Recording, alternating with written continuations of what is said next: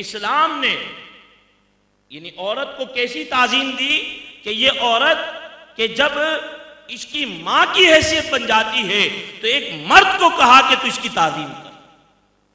بیٹا مرد ہے، ماں کی حیثیت بن چکی ہے عورت کی، تو کہا کہ تو اس کی تعظیم کر.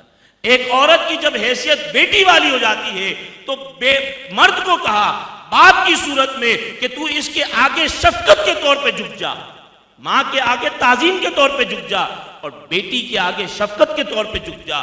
پھر یہی عورت جب بہن کے رشتے میں آتی ہے تو بھائیوں کو کہا جو کہ مرد ہے، کہا کہ تم نے ان بہنوں کا مان رکھنا ہے.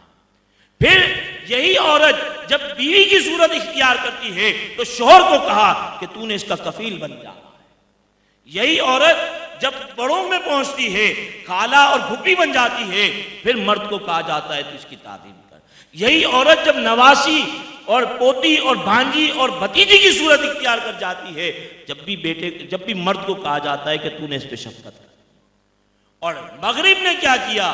مغرب نے ان سارے رشتوں کے بندھن کو توڑ کے مرد اور عورت کو لا کر کھڑا کر دیا. یہ مرد ہے، یہ عورت ہے. تو عزیزان محترم یاد رکھیے گا، اسلام نے جو ہے وہ رشتوں کی اہمیت کو بتلایا ہے، اور رشتوں کے تحت پھر جو ہے وہ حقوق اور فرائض بتائے ہیں، اور کسی کو بھی جو ہے وہ یہ نہیں کہا کہ تم نے کسی کی حق تلفی کر دی.